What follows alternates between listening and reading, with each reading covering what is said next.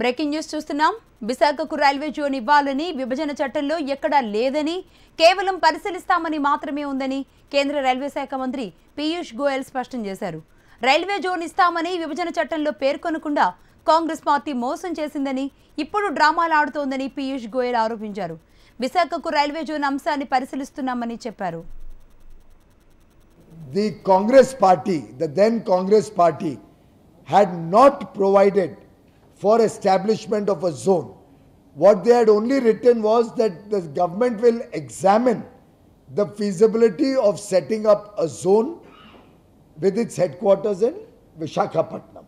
So I would like to once again remind the people of Andhra Pradesh through you that the Congress never promised to create a zone in Andhra Pradesh.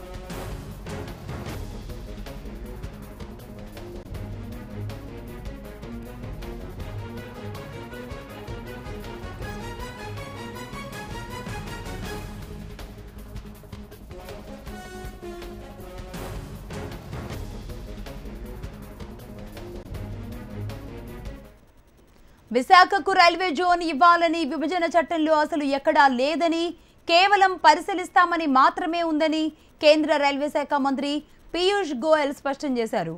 Railway zone ఇస్తామని విభజన చట్టంలో పేర్కొనకుండా కాంగ్రెస్ పార్టీయే మోసం చేసిందని, ఇప్పుడు డ్రామాలు ఆడుతోందని పీయూష్ గోయల్ ఆరోపిస్తున్నారు.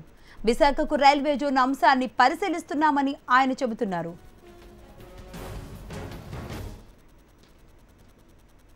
ఇప్పుడు ఒక స్మాల్ బ్రేక్ తీసుకుందాం.